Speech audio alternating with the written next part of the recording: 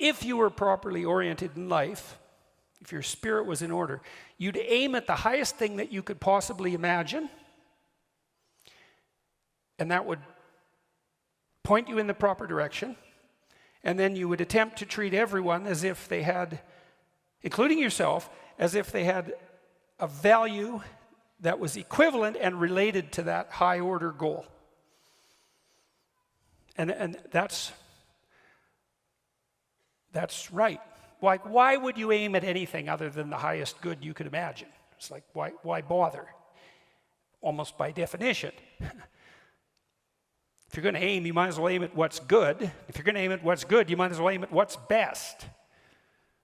And maybe if you aimed at what was best and you managed to progress towards that, it would even be better if you could take everybody along for the ride. And even if you're too cynical and bitter and faithless and nihilistic to think that's a good idea, you can at least see the logic in it and the utility in it, the beauty in it. I'll give you another example. In the story of Exodus, there's a scene before Moses is called on by God to act as a leader of his people.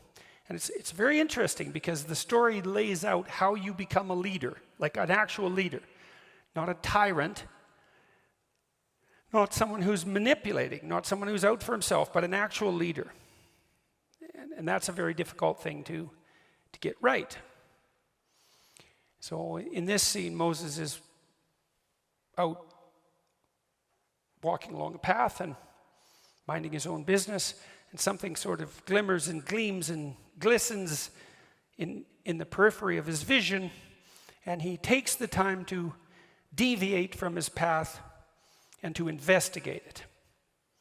Now that's worth thinking about, because it means something like this, you're going about your business, and something captures your attention, something captures your interest. And that's an interesting way of thinking about it too. Something captures your interest. And that's sort of how what's interesting makes itself manifest. You can't exactly choose what you're interested in. It sort of chooses you. And then you can decide whether or not you're going to pursue it or not, or ignore it, and you can decide how seriously you're going to pursue it. But you know perfectly well, you know this from being in school, even if you know you should study for a test, if you're not interested in the subject, it's virtually impossible. You can beat yourself with a stick and you can force yourself to do it, but you're going to fight yourself, and you're probably not going to do that great a job. Depends to some degree on your discipline. Whereas if you're interested in it, it captures your attention, and then you pursue it, it's no problem. You enjoy it, like it engrosses you, and it's much easier to learn and to remember. And that's a real mystery, right? I mean, that's the sort of mystery that if you think about with any degree of seriousness, shows you how the world is constructed in a manner that's unlike what you might think. That things call to you. People often wonder how they should decide what to do with their life. And one answer to that is, well, you should see what interests you. You should pay attention to that. And there's kind of two parts to that, because things that interest you, they come in two flavors. One is positive. You're interested and engrossed. There's something you love, some opportunity that beckons, some doors that open, and you can see them, and you're eager and enthusiastic to move in that direction. And you find yourself compelled and motivated and enjoying what you're doing.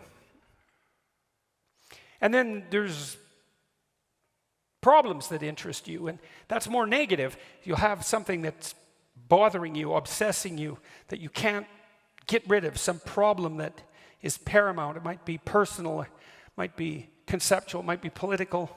It's the axe you're inclined to grind. And it's kind of arbitrary too, because there's a million things in the world you could be worried about that could bother you, that could make themselves manifest as problems, but there's a small subset that are apparently your problem. And people will ask you, your wife will ask you, what's your problem? And that's a good question. What is your problem? And you might think, well, I don't want to have any problems. It's like, well, good luck with that, first of all. And second, it's not so obvious that you'd rather not have any problems because,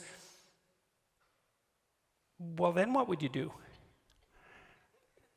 And that's an interesting way to think about your problems, is that if they're your problems, maybe what you have to do is solve them. And you might think, well, I don't know how. It's like, yeah, if you knew how, it wouldn't be a problem. Right, so you have to sort yourself out to solve the problem. You'd have to learn way more than you know to solve the problem. You'd have to become way more than you are to be the person who could address that problem. But then you could see if addressing the problem calls you to be the person that you could be, well, then the problem's an opportunity too. And so then you might think, well, destiny calls to you in the form of opportunities that beckon and problems that compel. And you could take those problems on as your obligation and responsibility, and you could pursue your interests with some degree of seriousness, and who the hell knows where you'd end up. Well, the Exodus story tells you. Moses goes off the path to pay attention to this phenomenon that captures his interest. Phenomenon, the word is from a Greek word, phanisthai, which means to shine forth. And things do that in the world all the time. They capture your attention. That's what happens when you fall in love. Something shines forth. You don't choose that. It happens to you, weirdly enough. What happens to you? Well, who knows? And who knows what's behind it? It's not random. That doesn't mean it's comprehensible. So Moses goes and checks out this phenomenon, and he approaches it, and as he gets closer, he can see that it's a living form. It's a bush. It's a tree. It's on fire. And that's a strange paradox, right? Because obviously a tree that's on fire would burn into ashes, and trees don't just stand there and burn. Although actually they do, because living things are on fire. They oxidize and they transform, and everything living is like that. So everything living is a combination of being and becoming, and that's particularly obvious in the case of living things, but it's true for everything, because nothing is static in its form. It is what it is, and it is what it's going to be at the same time. And the burning bush is being and transformation at the same time. And fire is something that's intrinsically attractive to human beings. Like, we're definitely the descendants of the first ape who couldn't keep his bloody hands off fire and then mastered it. And you can sit around a campfire and look at it forever. It's one of those things that grips your interest intrinsically. You never get bored by it. It's just endlessly fascinating. It's partly because it transforms constantly, like music, Music and fire share that in common, and not accidentally.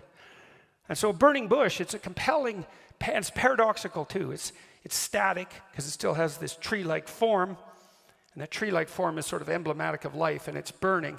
And so Moses is very focused on this, and he approaches it more and more closely, and a voice appears, speaks out of the bush, and says, "Stop, you're beginning to tread on holy ground."